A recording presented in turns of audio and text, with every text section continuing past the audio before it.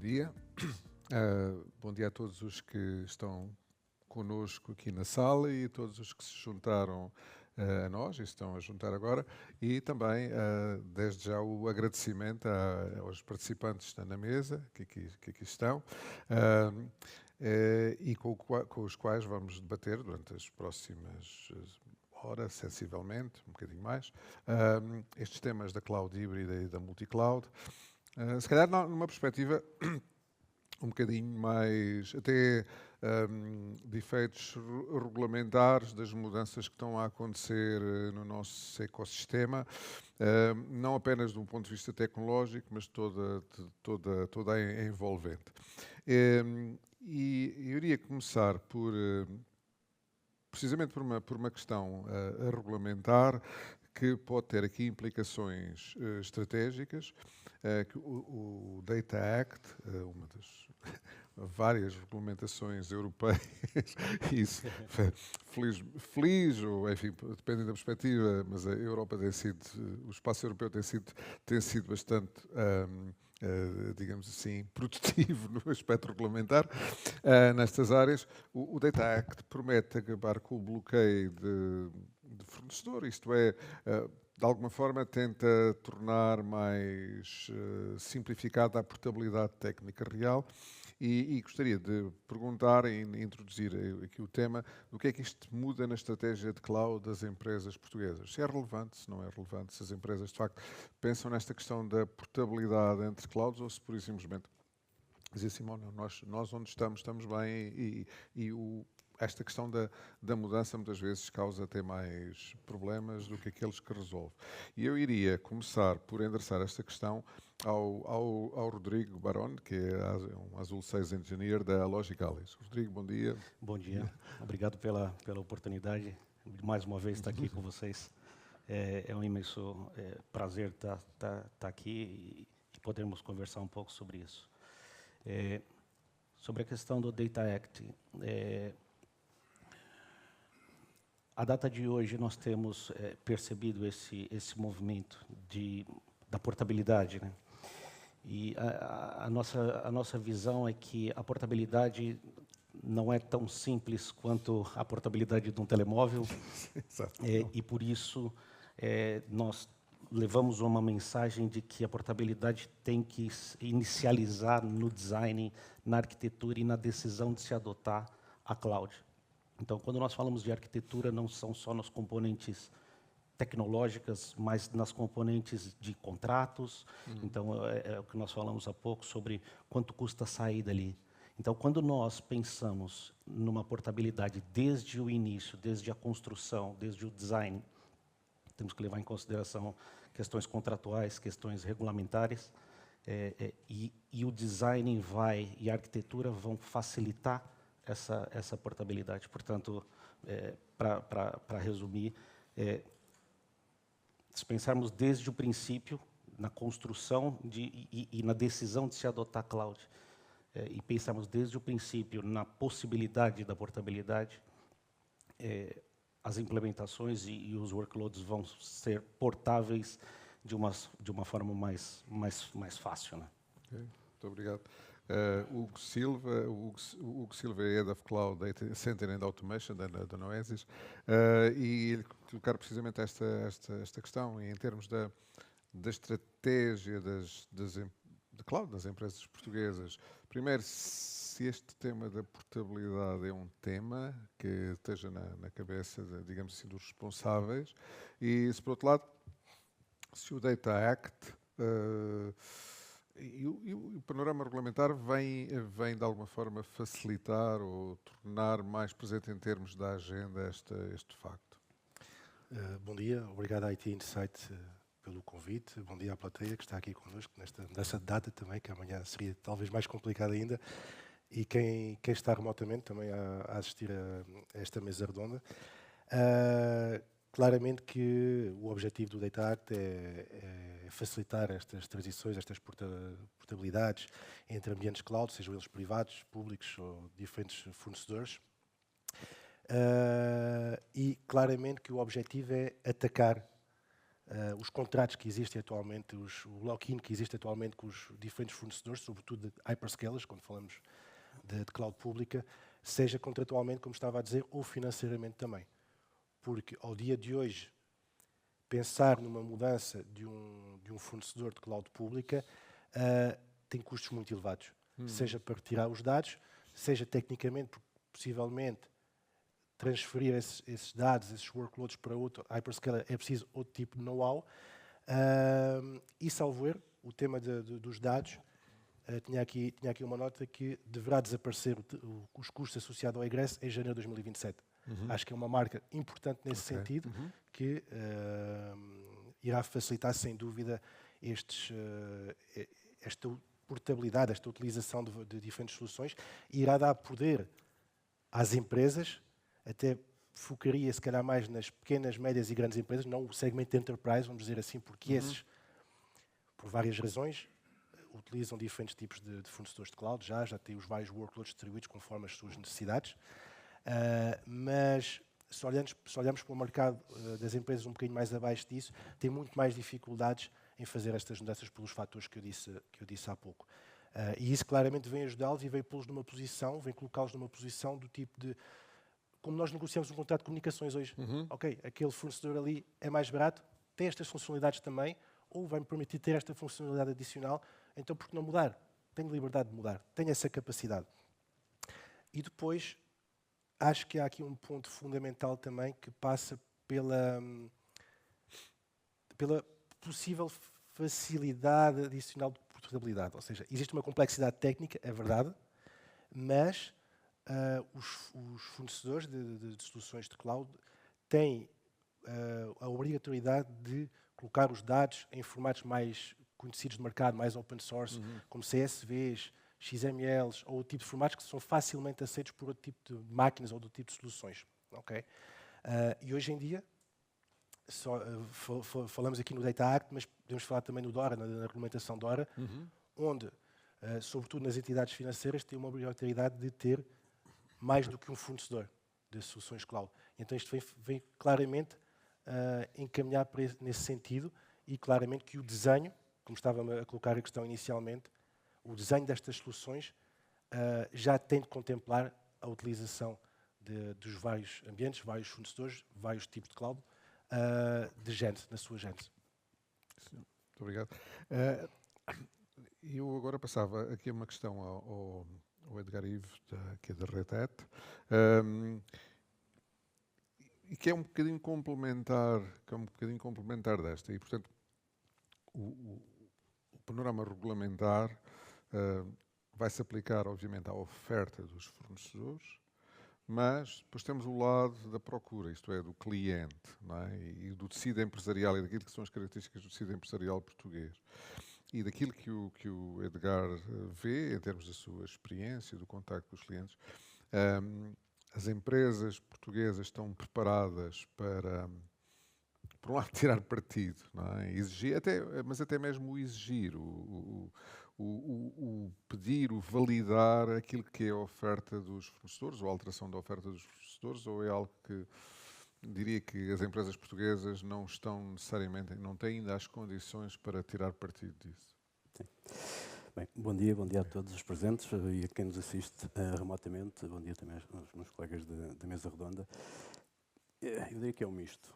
Eu acompanho este movimento para cloud há 7, 8 anos, provavelmente, e segundo o estudo que eu vi recentemente, cerca de 29, 30, 35% das empresas estão num grau de maturidade de adoção de cloud um bocadinho mais elevada, mas tudo o resto está ainda numa fase relativamente prematura. E aquilo que sinto é que a grande maioria não está nessa fase.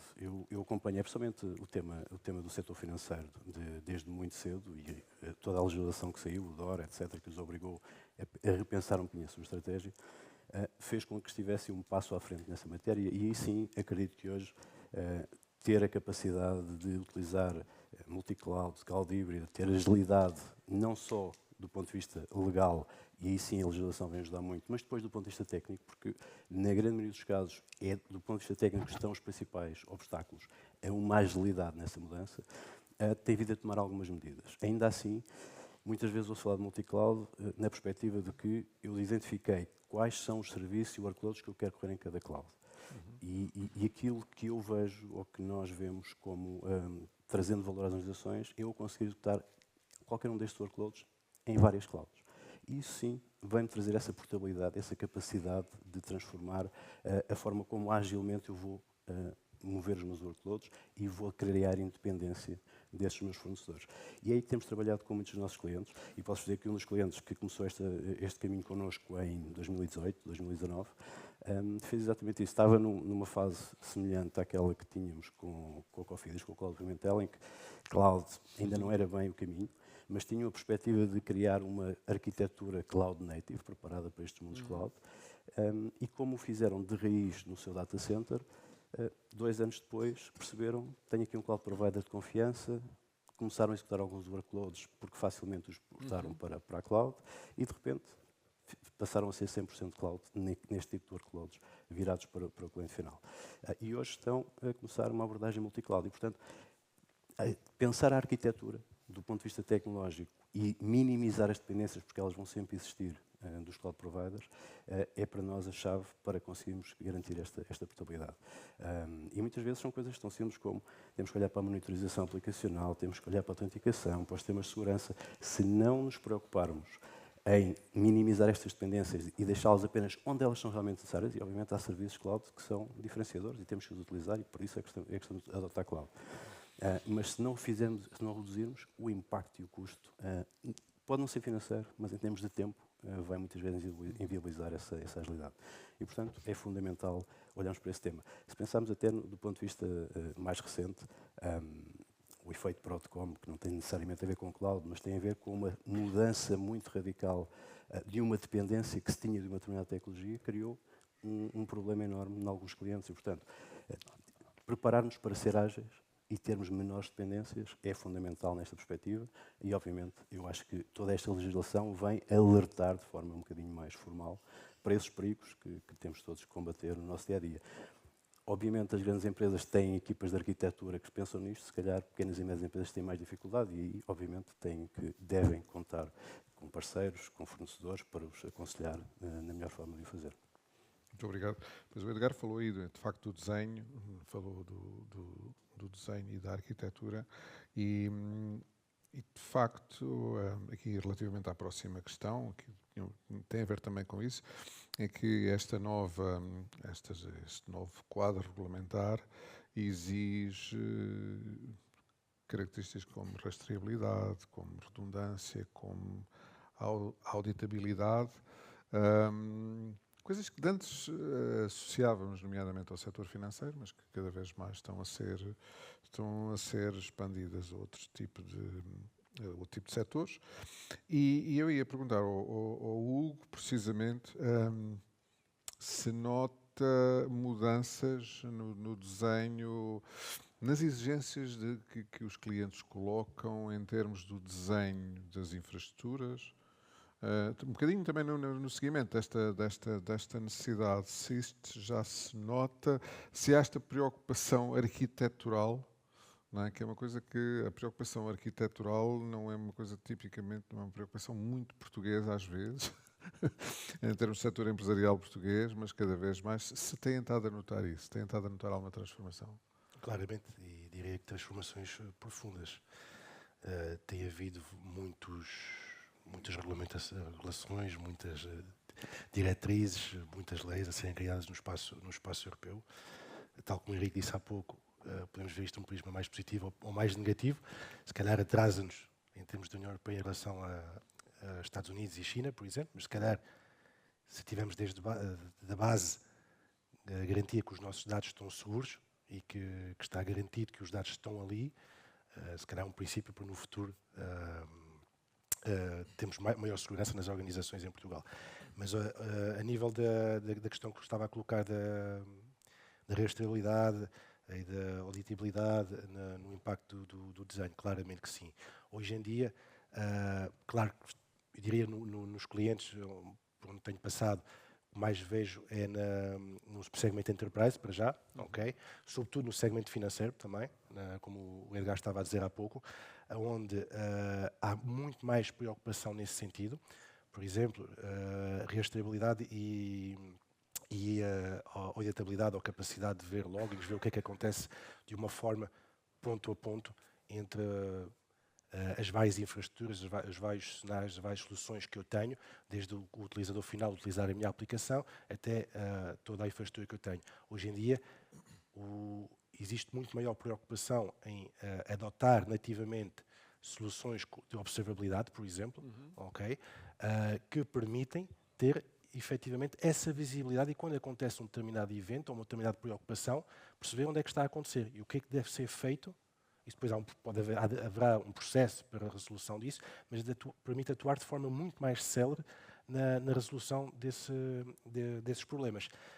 E ter esse tipo de abordagem na base, do desenho, de forma nativa, claramente que facilita todo o processo, porque hoje em dia, tal como o Edgar também disse há pouco, e o Rodrigo, há workloads que faz sentido correr numa determinada cloud pública, outros que faz sentido manter on-prem, outros que faz sentido no Edge, whatever. Há toda uma complexidade associada que, se pensarmos nisso no futuro, depois da solução estar montada, torna-se muito mais complexa. E depois, em termos de segurança, não podemos deixar de falar nisso. A segurança é primordial aqui, sobretudo porque as equipas de segurança têm de acompanhar o desenho na sua gênese, para garantir que as políticas que estamos a definir, ou a arquitetura de segurança que estamos a definir num ambiente on-prem, por exemplo, são as mesmas que numa cloud privada, numa cloud pública, whatever. Essa transversalidade é fundamental ao dia de hoje, tal como o tema da observabilidade, como eu estava a dizer. Por outro lado, associado ao tema da segurança, há cada vez mais preocupação, eu diria, em adotar, por exemplo, soluções de Zero Trust, fala-se cada vez mais, preocupação em garantir que que os meus dados são protegidos com criptografia de end-to-end, e depois, mais uma vez, regulamentação que exige que essas chaves criptográficas sejam armazenadas de forma centralizada e efetivamente geridas, não como acontecia antigamente, muitas vezes deixávamos o hyperscaler ter a sua ferramenta de gestão, entre aspas. Claro que não tem acesso a essa informação, mas pouco controle tínhamos sobre aquilo, ou pouca atenção dávamos àquele pequeno objeto, entre aspas, que estaria ali. Por isso, claramente que está a vir do segmento mais enterprise, mas pouco a pouco tem vindo a descer, mas há um grande espaço a dar no segmento mais de PMEs, nesse sentido também. Continua a ser necessário. Muito obrigado. Agora vamos falar aqui um bocadinho do tema do momento e que tem a ver com a IA generativa, mas é numa outra perspectiva em termos de custos, não é? E a questão é, tipicamente, o custo, a forma como o custo na cloud era encarado, o custo da cloud, durante muitos anos o discurso foi de passar de CAPEX para OPEX, é? Portanto, era uma parte do discurso, mas ainda assim era algo que se associava a um custo tecnológico ou técnico de proporcionar um serviço. Mas a IA generativa vai virar um bocadinho aqui o bico ao prego, porque quando se fala agora de agentes e quando se fala de substituição até de fluxos de trabalho por entidades artificiais, digamos assim, a lógica financeira passa a poder ser encarada de um outro modo. E eu iria precisamente perguntar aqui hoje, ia começar pelo Hugo e depois passaria a palavra também ao Rodrigo, como é que as empresas devem repensar? Se calhar vão dizer assim, mas ainda estamos demasiado cedo neste ciclo. Bem, mas não é depois do ciclo já ter arrancado que a gente se deve preocupar com isso. Portanto, nesta altura é uma boa altura para começar a pensar. E, portanto, a pergunta concretamente é como é que as empresas devem repensar, digamos assim, as operações financeiras, assim, o seu modelo financeiro para este novo contexto em que temos os agentes a substituir pessoas, enfim, ou não. Não substituir, a complementar, mas o que quer que seja, temos aqui um grau de intervenção diferente que já não é puramente tecnológico. Sim, acaba por ter impacto nas decisões opções de negócio, claramente. Mas, primeiro que tudo, acho que aqui falamos concretamente das práticas de FinOps, não é? Ou seja, a mudança de prática de FinOps a ser mais associada às infraestruturas e mais à componente de inteligência artificial. Primeiro que tudo, é necessário que as organizações vejam isso como uma vantagem. E que é necessário utilizar, mais uma vez, na sua gênese. Tal como falei há pouco na observabilidade, a prática de FinOps tem de existir também na gênese das infraestruturas e tem de fazer parte da decisão. Neste movimento que está a acontecer até da prática de FinOps, mais ligado aos temas de inteligência artificial, eu diria que acho que é importante definir aqui um framework estratégico, vamos assim dizer, de adoção, em que baseamos em 3 pilares: informação, otimização e operação.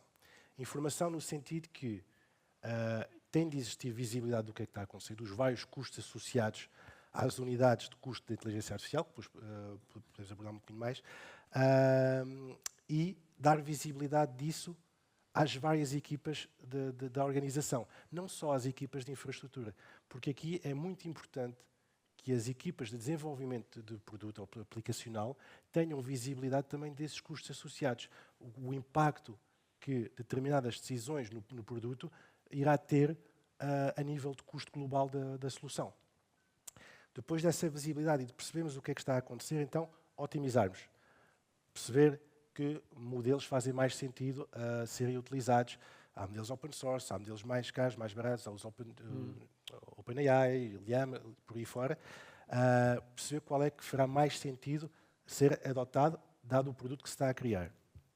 Depois, podemos otimizar também na vertente das prompts. Prompts mais complexas, mais simples, também ajuda aqui a olhar para os custos associados. E na componente de caching, se é feito cache de prompts ou não, são decisões estratégicas de arquitetura da solução que devem ser tidas em conta. E claro, não pode deixar de ser, não quero abordar muito aqui o tema da infraestrutura, de ser computação, CPUs, por aí fora, mas a parte das GPUs. Tal como existia o tema da otimização de CPUs, temos aqui o tema da otimização também de GPUs, que é muito importante termos aqui em conta. Por último, a operação. A parte da operação, após termos otimizado, garantimos continuamente, então, que a máquina segue, o comboio segue o seu caminho, onde temos um governance descentralizado, no sentido de que a responsabilidade de ser distribuída por várias equipas, nomeadamente as equipas de produto, como eu estava a dizer há pouco, e também, por sua vez, as equipas de infraestrutura estão envolvidas nessa decisão para perceber e qual é o impacto que irá ter. E, por fim, é fundamental que as organizações, depois de ter isto bem definido, definam um roadmap de implementação destas práticas, mais uma vez associada a toda a agenda do desenho. Definir como é que vai custear a inteligência artificial, por a base do token, nomeadamente, como é que vai ter essa visibilidade, definir o modelo de governance e, no fim, então, fazer a devida implementação e gestão da solução. Muito obrigado. Rodrigo, basicamente a mesma questão, portanto, como é que as empresas devem repensar o FinOps neste contexto? Sim, acrescentar ao que o Hugo disse e corroboro com o que o Hugo disse, com certeza, é partilhar de que FinOps não é um reporte no final do mês com os custos que foram gerados, e sim a questão do Ops, ou seja, é o trabalho diário, o acompanhamento diário com a visão financeira sobre esses consumos. Ou seja, não é chegar ao final do mês e analisar uma fatura e depois ter um trabalho reativo, não. É um trabalho, FinOps tem que ser um trabalho proativo e acompanhar o dia a dia das operações para que os casos de uso que utilizam inteligência artificial sejam realmente rentáveis. E eu acho que, ao fim e ao cabo, é o FinOps quem vai dar esse resultado, essa confirmação de que um determinado caso de uso vale a pena se utilizar a inteligência artificial, percebe? E não chegar ao final do mês e se ter um reporte de FinOps, N consumos, enfim, de GPUs, CPUs, etc., é preciso que os casos de uso estejam alinhados aos custos financeiros e que se justifique. Muito obrigado. Eu continuava um bocadinho, e só aqui para complementar esta discussão, ia perguntar ao Hugo como é que tem evoluído o FinOps ou como é que se prevê também, quer dizer, como é que tem evoluído, ou como é que está a evoluir o FinOps neste contexto da IA generativa. Nós estamos aqui a focar um bocadinho neste ponto, porque é um ponto que talvez não tenha sido tão falado em 2025, mas é claramente um tema importantíssimo para 2026. Aliás, basta ver todos os gastos, os investimentos envolvidos no fornecimento da IA, não é? E o driver que está a ser em toda a indústria. E, portanto, aqui a pergunta é se continuamos a otimizar as instâncias ou estamos mais uma perspectiva de calcular o custo de cada decisão que tomamos. Ou seja, isto é transparente, sabemos calcular os custos, as empresas estão a olhar para isso dessa forma ou ainda não estão nessa parte tão granular? Tal como disse há pouco, acredito que em determinados segmentos já estão a olhar para isso, mas há aqui um ponto muito importante que é muitas vezes a dificuldade em ter boa informação para alimentar as ferramentas de FinOps no seu todo, ou seja, onde é que estão os dados, quanto é que eu estou a gastar efetivamente a nível de IT spend, a nível de inteligência artificial, etc. E alimentar aqui as ferramentas de FinOps. Perdão.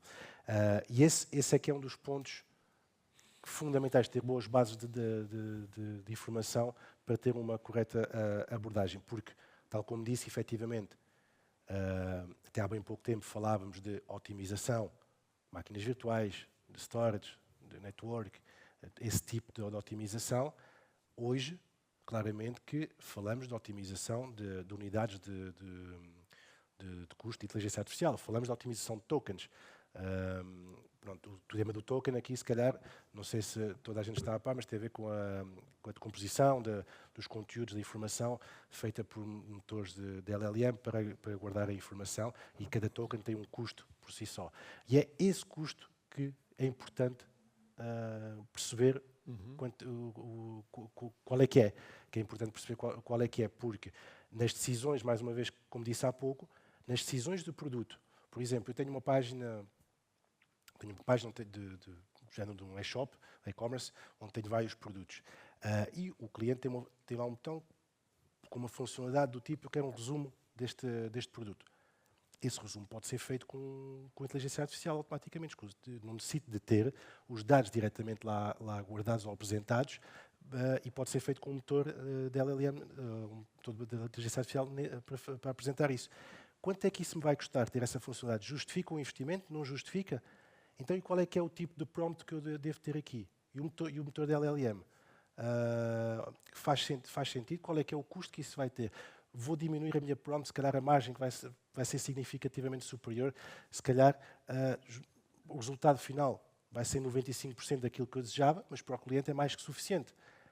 Ou seja, mais uma vez, estamos a falar em distribuir aqui a responsabilidade nestas decisões e não ficar tudo único e exclusivamente dentro das equipas de infraestrutura ou de cloud. Esse é o ponto fundamental. Por outro lado, temos de ver a prática ou a equipa de FinOps, ou a solução de FinOps, já como um parceiro de negócio para as organizações, e não apenas como um add-on que é colocado para ver os custos, porque alguém me pede para ver os custos, ou porque a área financeira quer perceber quanto é que me está a custar isto ou aquilo. Não.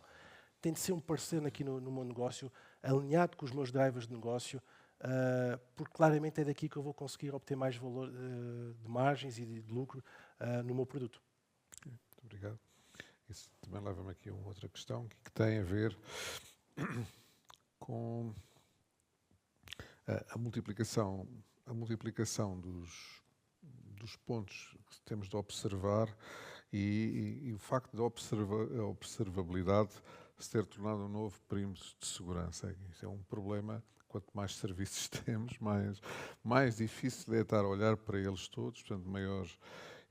Eu sei que este tema dava pano para, não para uma pergunta, mas dava pano para um evento. Mas isso é outra questão.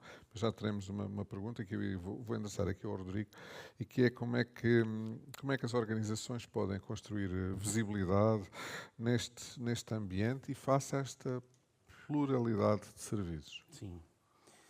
Eu acho que o grande desafio é conhecer para depois se observar. E o que não se protege, o que não se conhece, né?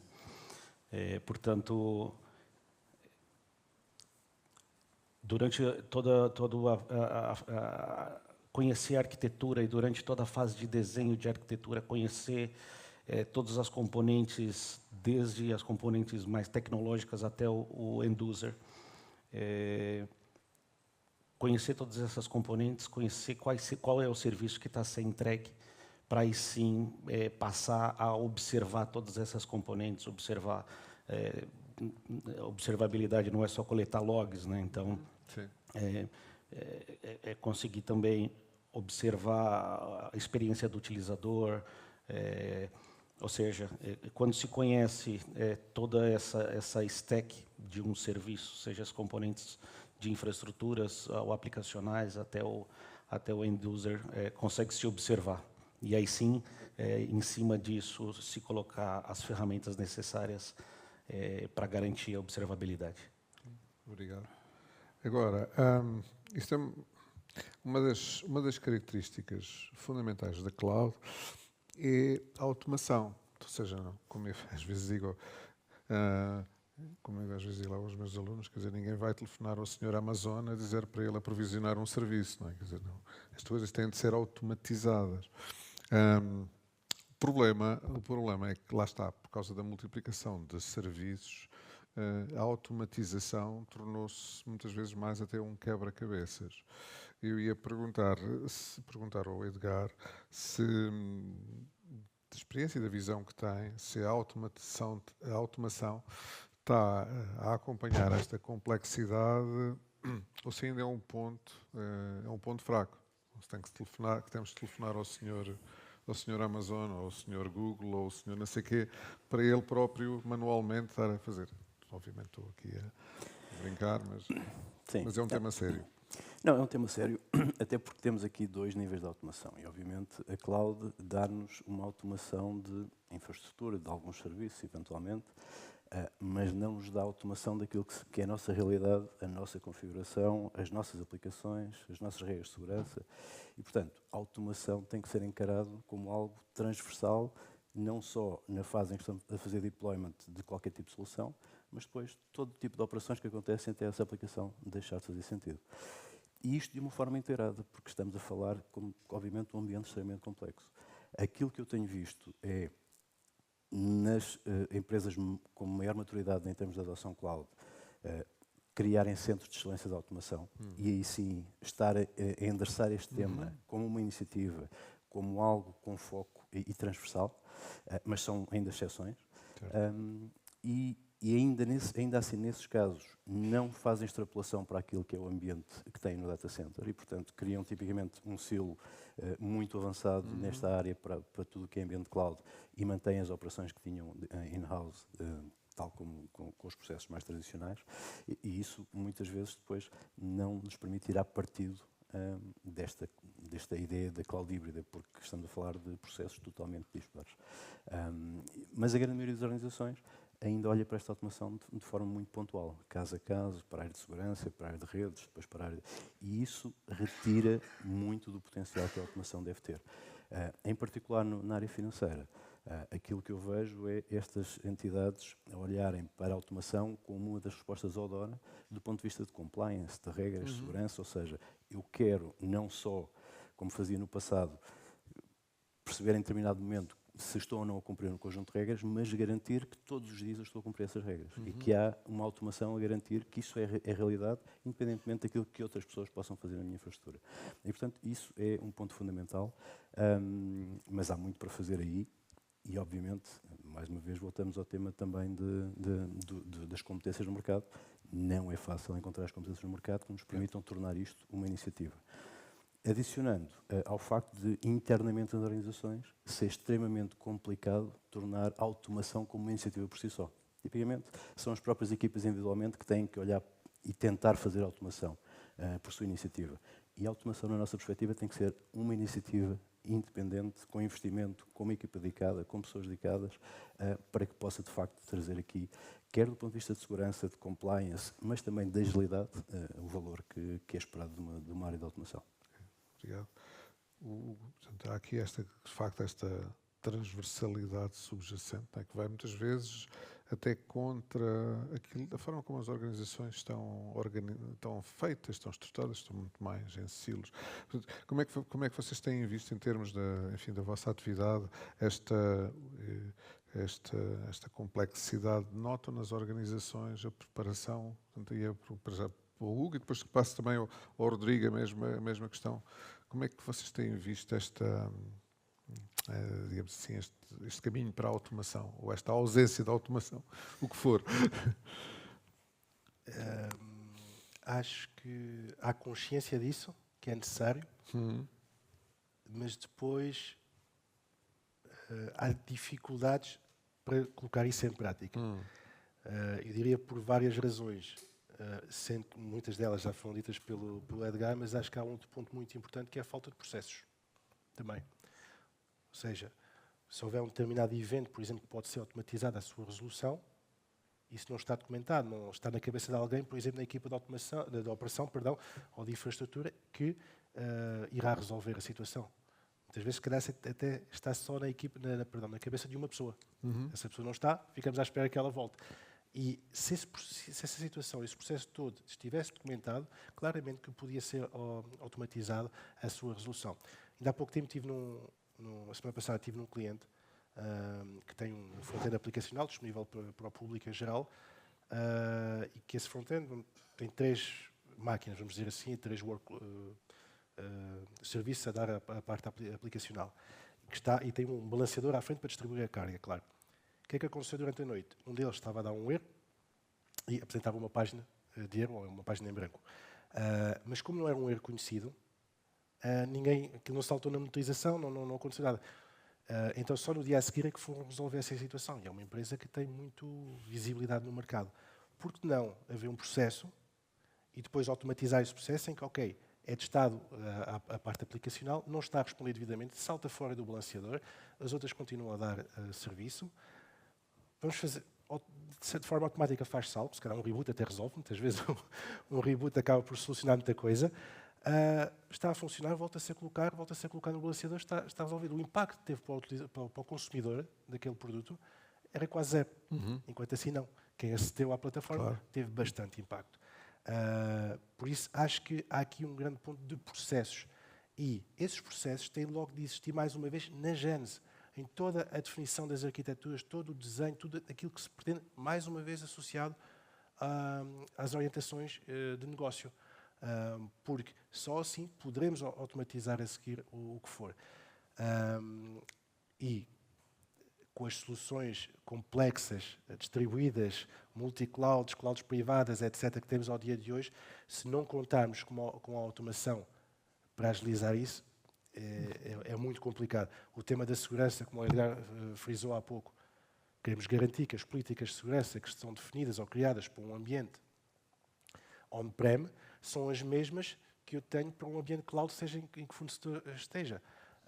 E quer que as alterações que são necessárias a essas políticas sejam distribuídas de forma automatizada, facilita.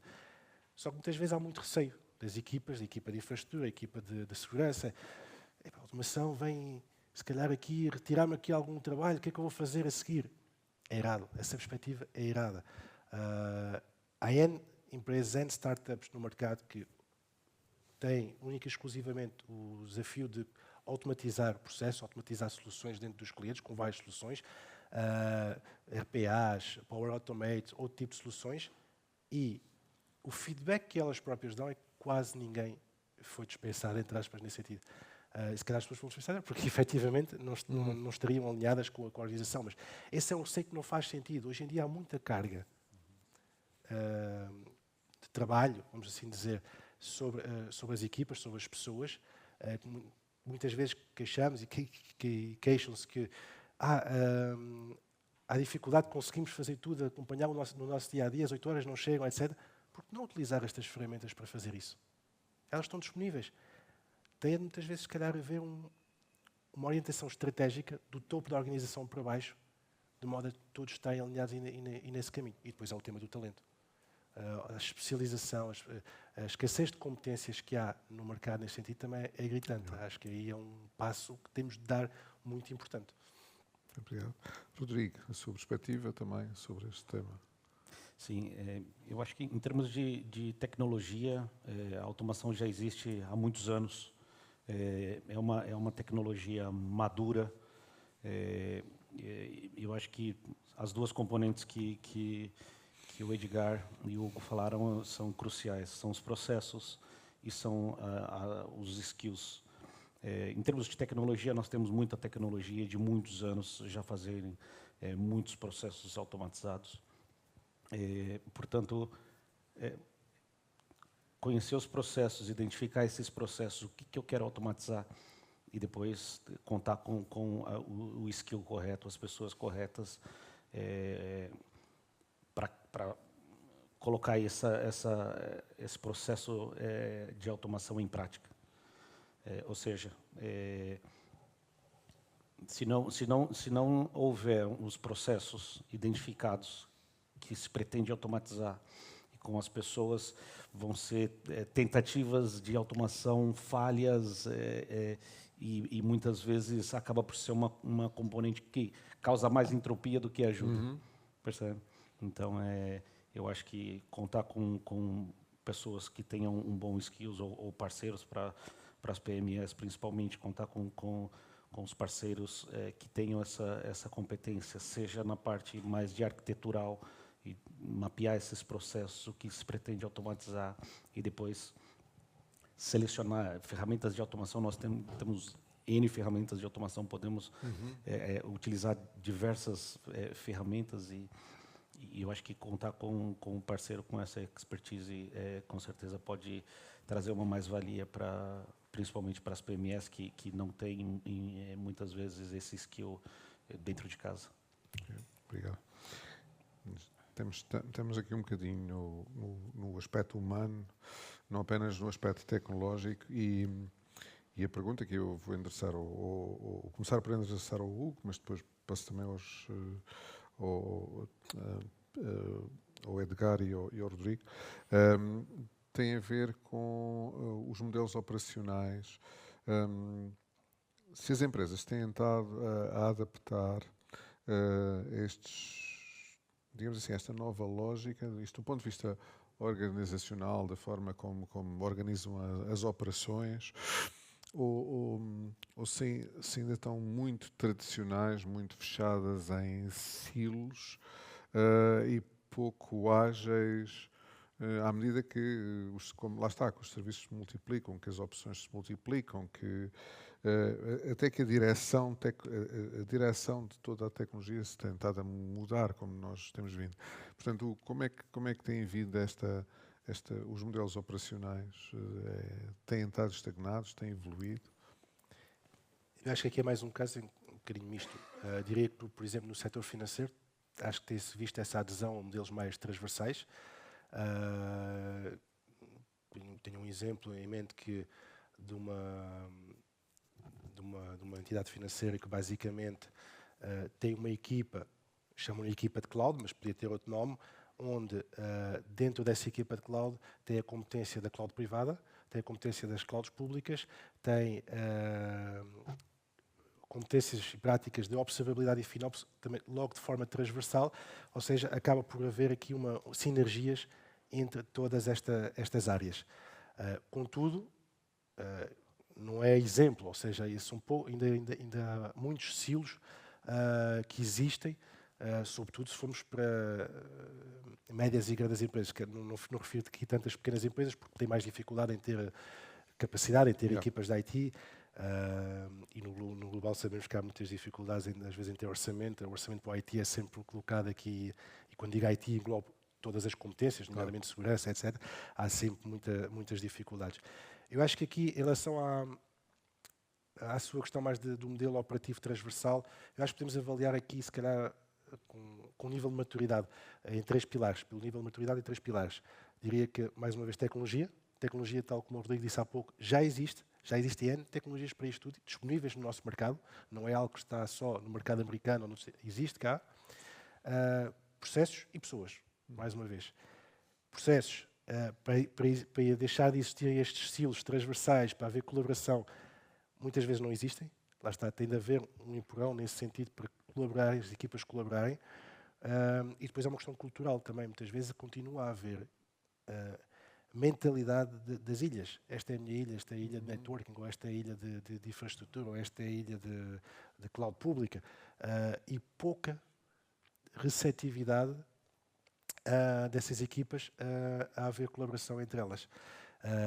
Mais uma vez, como disse há pouco, acho que este tipo de mensagens, este tipo de alterações tem de vir de cima da administração, do topo das organizações, seja através de criar funções de sinergias ou para promover a colaboração entre elas, seja através da unificação de equipas. Há aqui várias hipóteses que podem ser tidas em conta, porque olhando muitas vezes hoje para os workloads que as organizações têm, por exemplo, dentro de casa, on-prem, numa cloud privada, muitas vezes são consumidos como um serviço tal como é consumido numa cloud pública. Por isso faz todo o sentido que isso sejam competências completamente transversais.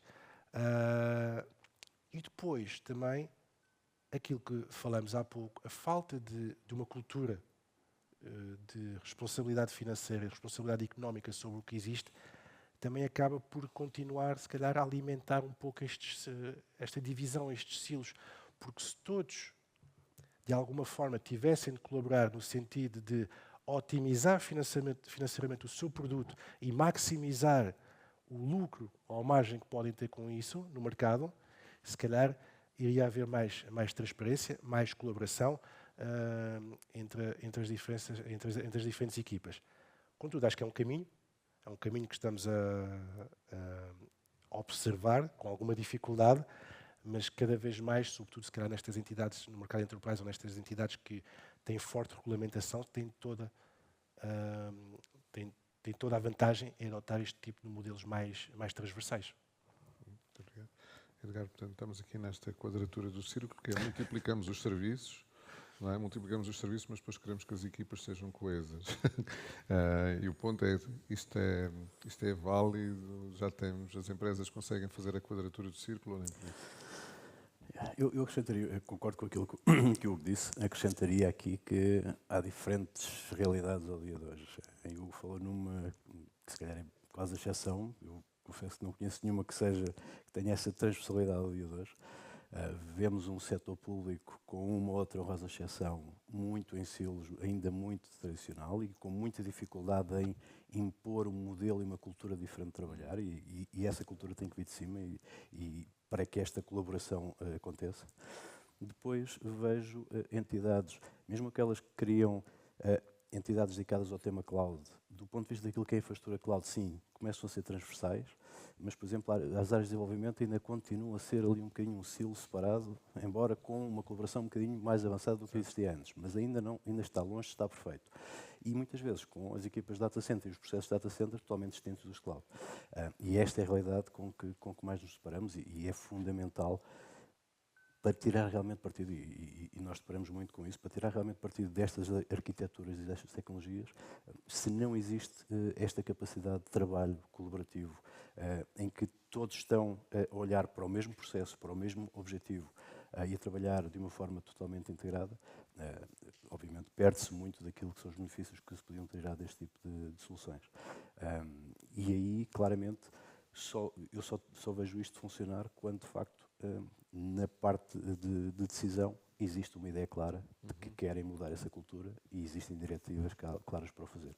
Caso contrário, é extremamente difícil porque a maior parte das pessoas estão na sua zona de conforto e, portanto, é difícil que sejam elas, por iniciativa, a fazerem essa transição. E aí há muito trabalho a fazer a todos os níveis ainda. Rodrigo, tem visto estas ideias claras nos seus clientes ou nem por isso? Sim, eu acho que é um facto que a grande maioria das empresas portuguesas, à data de hoje, trabalham em silos. Então, é o departamento de cloud, é o departamento de networking, é o data center, etc. E tem o relacionamento, a comunicação não funciona bem de todo. E eu acho que porque as empresas à data de hoje olham para a cloud como um produto e não como um modelo de negócio ou como um habilitador do negócio, percebe? Portanto, não vejo, por exemplo, as empresas olharem ou trabalharem com catálogo de serviços, por exemplo, e não a componente máquina virtual, a componente switching e assim por diante. Ou seja, concordo com os colegas, assim, é uma visão de topo e para transformar isso e quebrar quebrar esses silos, né? E sim trabalhar no modelo transversal e multidisciplinar, onde toda a componente Ops seja um Ops transversal a todas essas equipes. Né? Temos aqui um bocadinho uma conclusão, que mais ou menos é sabida, que as pessoas não mudam se não forem obrigadas. E, portanto, aqui a regulação tem obviamente tem um papel, há o papel que é oficial, né, mas depois há um papel de transformação organizacional. E ia perguntar ao Edgar se tem notado que a regulação e todas as normas e as novas normas que têm estado a surgir e que estão a entrar em vigor, se estão a obrigar a alguma mudança em termos de culturas organizacionais, nomeadamente a nível de reporting, de documentação, de responsabilização, de cadeias de responsabilidade, de autonomia, de departamento, enfim.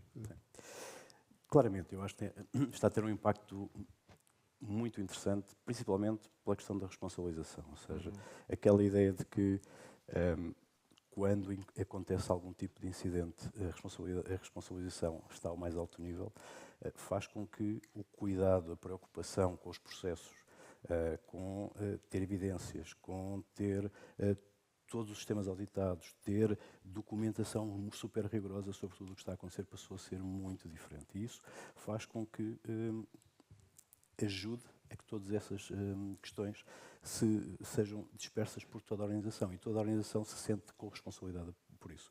E, portanto, sim, desse ponto de vista, aliás, muitos dos projetos que nós tivemos inicialmente de automação estiveram muito relacionados com o DORA e com a necessidade que as organizações tiveram de garantir que não só estão a impor as regras que estão definidas, como depois conseguem ver ao detalhe tudo o que aconteceu ao longo do tempo e, portanto, conseguem rastrear qualquer eventualidade que tenha acontecido.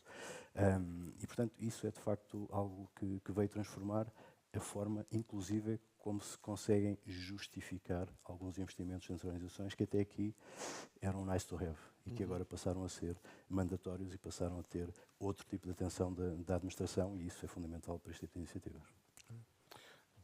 Creio que praticamente todos até agora já referiram de uma forma ou de outra que há aqui uma questão de falta de... Há áreas onde é claramente falta de pessoas ou falta de... as pessoas, podem haver falta de pessoas, mas não existe necessariamente o perfil de conhecimento que é necessário para certo tipo de funções. E a pergunta que vou começar por endereçar ao Rodrigo e depois endereço também ao Edgar é que competências humanas, competências no fundo, é que creem que são mais críticas para nesta nova fase da cloud, portanto, em 2026, 2027, digamos, e quando se pensa em competências normalmente é complicado pensar só ao nível de um ano, é uma coisa que leva um tempo a determinar e a desenvolver. Portanto, basicamente, e Rodrigo, que competências é que serão mais críticas? E, obviamente, que as empresas que, neste momento, têm que pensar em desenvolver, em investir para desenvolver. Sim, eu acho que na parte mais tecnológica, as competências de automação são competências que já são muito exigidas à data de hoje, sem dúvida. Mas eu acho que, além da parte tecnológica, competências humanas, os soft skills e a ligação ou a proximidade ao negócio, ao produto que se entrega, é importante ter esse tipo de competência para não se trabalhar no silo de infraestruturas, percebe? Para se trabalhar com o objetivo de um produto, com o objetivo de entregar valor ao negócio, percebe? Eu acho que ter essa sensibilidade, essa competência é fundamental nesse momento que nós estamos a viver. Inteligência artificial, sem dúvida nenhuma, e toda essa parte de inteligência artificial, sem dúvida, um setor que vai exigir competências muito específicas. Muitas delas ainda são muito novas e onde vai se exigir também muita competência nesse sentido. Muito obrigado. Edgar, sua perspectiva também sobre esta questão das competências. As competências técnicas são fundamentais, não há dúvida, e isso é mais do que evidente. Eu creio que, pela dinâmica com que estas tecnologias estão a evoluir, eu creio que há alguns soft skills que são fundamentais considerarmos. Agilidade de aprendizagem. Ter uma certificação em Azure hoje, daqui a 6 meses, provavelmente vale pouco.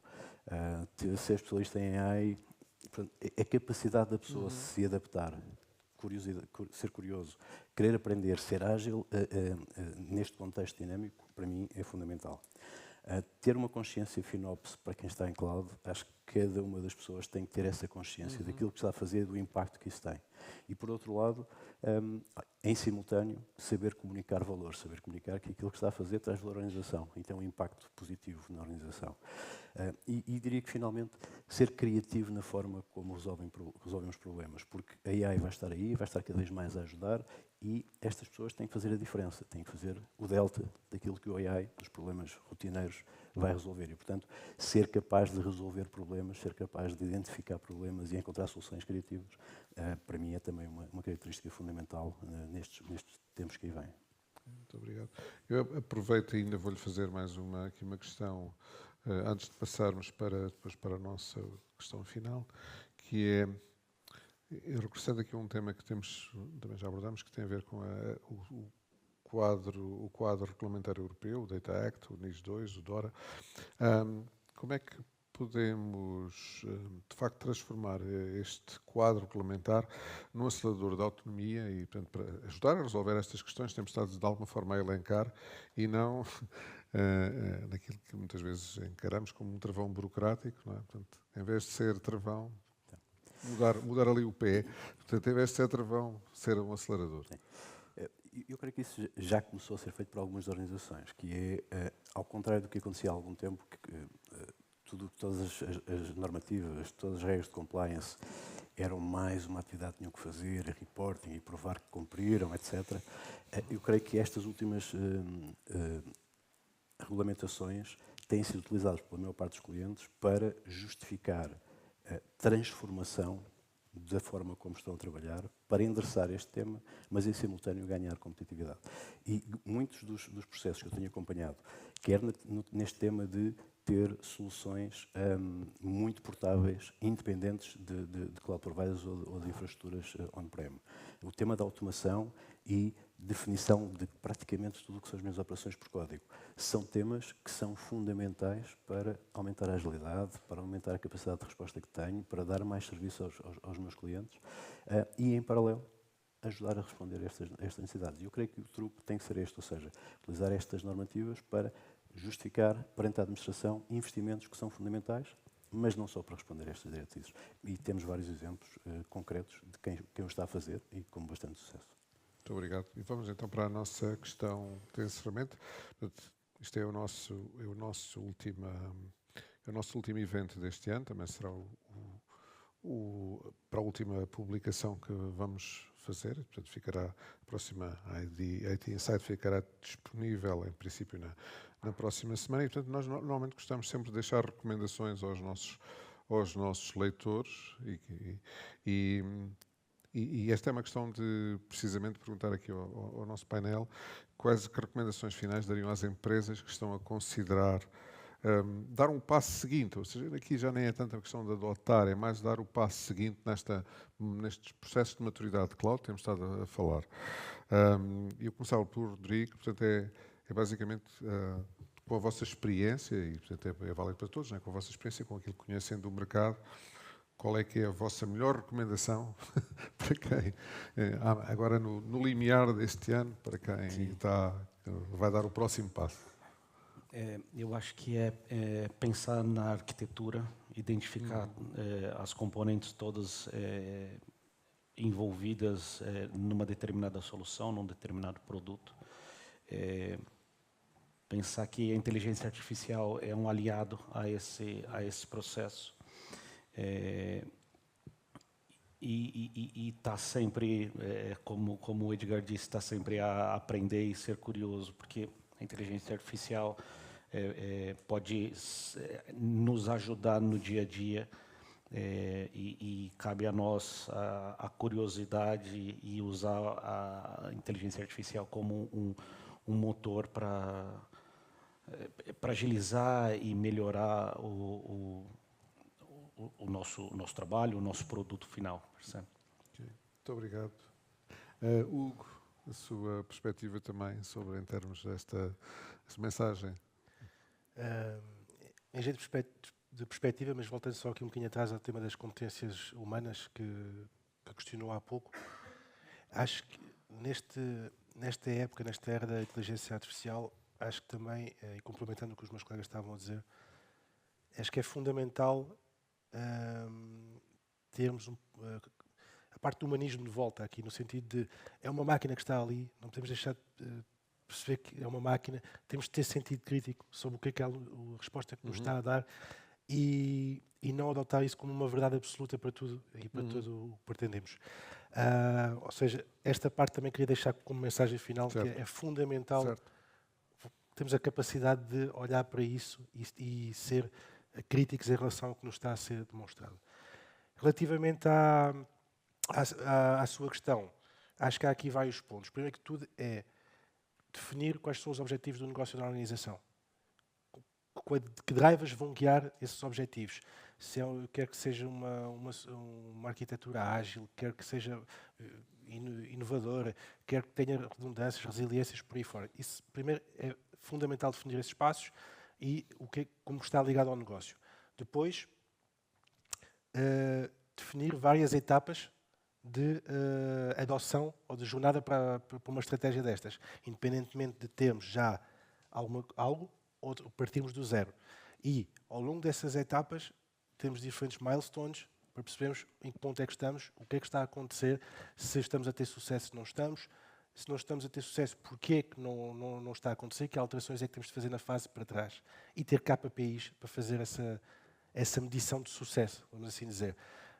Por exemplo, se eu produzo batatas, quantas batatas ao fim do dia é que eu tenho que ter? Não está a acontecer. Porquê?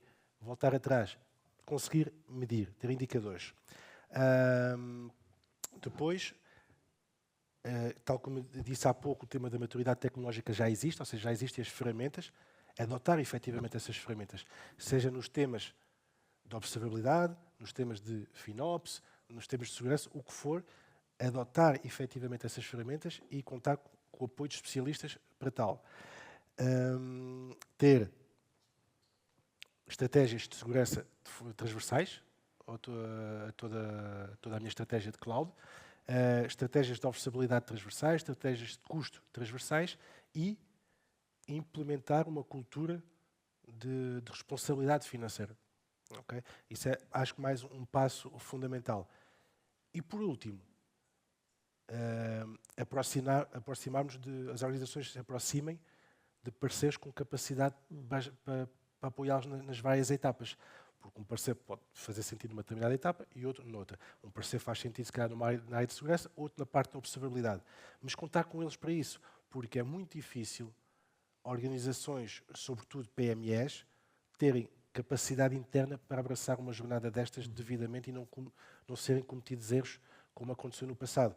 Relembro, por exemplo, na pandemia, quando, pela explosão do trabalho remoto, se colocaram pessoas a trabalhar remotamente, utilizando protocolos completamente abertos, como o Remote Desktop, abertos, ou seja, com muitas falhas, o que trouxe grandes dissabores a muitas organizações, sofreram problemas com isso. Ou, quando se falou há uns anos atrás da cloud pública, vamos migrar tudo para a cloud pública, sem qualquer estratégia associada. Vamos migrar as minhas máquinas virtuais. Faz sentido, olha, vão estas todas ou vai... Chegou ao fim e, efetivamente, os custos dispararam. Não fazia sentido. Ou seja, tem de haver uma estratégia por trás disto e não ser uma movimentação porque o mercado está aí nesse sentido. Não, é pensar e definir e fazer passo a passo. Okay, muito obrigado. Edgar, a sua visão sobre o que é que devem ser os passos? Eu creio que muitos pontos já foram aqui endereçados, mas eu focar-me provavelmente, reforçando algumas das mensagens, este tema da cloud híbrida, multi-cloud, isto não é uma fase transitória. E eu acho que as organizações têm que entender isso como tal, ou seja, eu vou precisar de várias clouds, eu vou precisar de uma data center, para quem eu tenho, obviamente para quem começa de novo, se calhar 100% cloud é uma solução, mas é preciso pensar e definir a arquitetura e a minha estratégia com esta realidade. Eu vou ter workloads que devo executar on-prem, vou ter workloads que têm que estar em cloud. Isso pode mudar ao longo do tempo, porque o ecossistema de variáveis é tremendo para nos fazer mudar de ideias ao longo do tempo. E, portanto, definir uma arquitetura de infraestrutura aplicacional nómada que me permita ter o poder de decisão, ter a liberdade de decidir como e onde quero executar os meus workloads, é fundamental desde o primeiro momento. E isto acompanhado por um modelo operacional que suporte esta estratégia. Eu creio que essas são as duas áreas onde é fundamental as organizações centrarem-se para tirarem realmente partido de todo o ecossistema que têm à sua disposição hoje em dia e que vai evoluir. Não sabemos exatamente como ao longo dos próximos anos, mas temos que estar preparados para qualquer eventualidade. Okay, muito obrigado.